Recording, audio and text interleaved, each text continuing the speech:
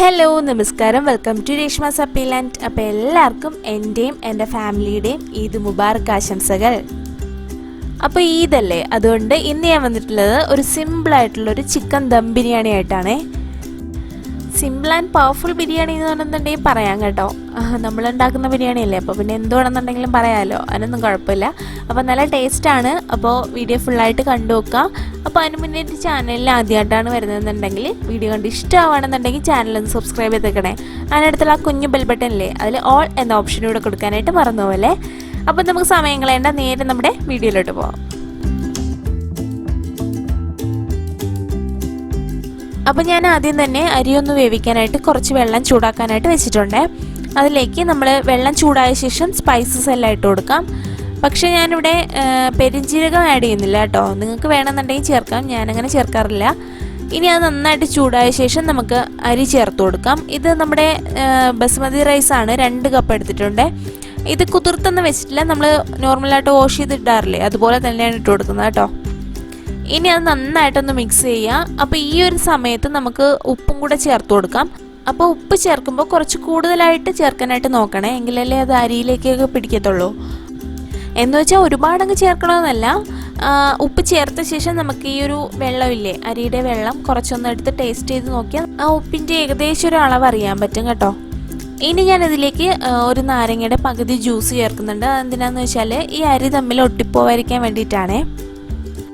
അപ്പോൾ അരി ഇവിടെ കുക്കായിട്ടുണ്ട്. അപ്പോൾ ഒരുപാടങ്ങ് വേവേണ്ട ആവശ്യമില്ല, നമ്മളിത് ദം ഇടുന്നതല്ലേ. അപ്പോൾ ഒരു 3/4 വേവ് മതിയാവും.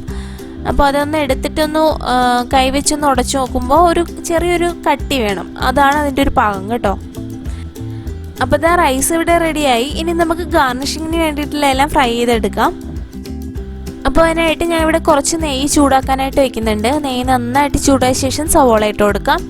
അപ്പോൾ സവോള ഇട്ട് കൊടുക്കുമ്പോൾ കുറച്ച് ഉപ്പൂടെ ആ സമയത്ത് ചേർത്ത് കൊടുക്കുകയാണെന്നുണ്ടെങ്കിൽ പെട്ടെന്ന് തന്നെ സവോള നമുക്ക് ഫ്രൈ ആയി കിട്ടുകയും ചെയ്യും കേട്ടോ. അപ്പോൾ സവോള ഒരു ഗോൾഡൻ കളർ ആകുമ്പോൾ നമുക്ക് ഇതിൽ നിന്ന് മാറ്റാം. ഇനി നെയ്യ് വേണ്ടാന്നുണ്ടെങ്കിൽ ഓയിലും ഫ്രൈ ചെയ്യാം കേട്ടോ, പ്രശ്നമൊന്നുമില്ല. ഈ ഒരു കളർ കിട്ടുമ്പോൾ നമുക്കിത് കോരി മാറ്റാം. ഇനി ഇതേപോലെ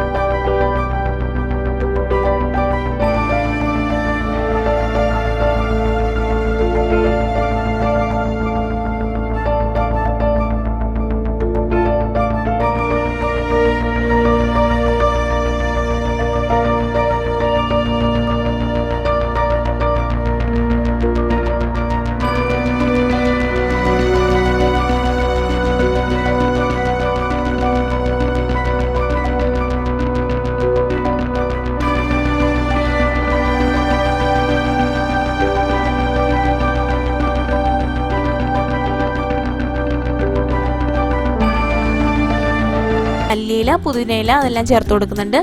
പിന്നെ പൈനാപ്പിൾ എസൻസും കൂടി ചേർത്ത് കൊടുക്കുന്നുണ്ട്. അപ്പോൾ അത് ഓപ്ഷണലാണ്, വേണമെന്നുണ്ടെങ്കിൽ മതി. അപ്പോൾ ഞാൻ എന്താ 2 ലെയറും ഫില്ല് ചെയ്തു. ഇനി ലാസ്റ്റ് കുറച്ച് പുതിനയിലയും മല്ലിയിലയും കൂടെ ഇട്ട് കൊടുക്കുന്നുണ്ട്. ഇനി ഇതൊന്ന് അടച്ചു വെച്ചിട്ട് അതിന് ചുറ്റും മൈദമാവ് വെച്ച് ഞാൻ കവർ ചെയ്യുന്നുണ്ട്.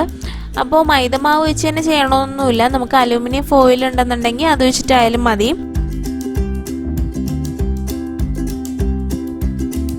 ഇനി ഇത് നമുക്ക് ദം ചെയ്തെടുക്കാം. അതിനായിട്ടൊരു പാൻ ഒരു 5 മിനിറ്റ് ചൂടാക്കാനായിട്ട് വയ്ക്കുക. അതിനുശേഷം നമുക്കിത് വെച്ച് കൊടുക്കാം. എന്നിട്ട് ലോ ഫ്ലെയിമിലിട്ടിട്ട് ഒരു 25 മിനിറ്റ് ദം ചെയ്യാനായിട്ട് വെച്ചേക്കണം കേട്ടോ. അപ്പോൾ ഇതാ 25 മിനിറ്റ് കഴിഞ്ഞു. നമ്മുടെ ബിരിയാണി ഇവിടെ റെഡി ആയിട്ടുണ്ട്.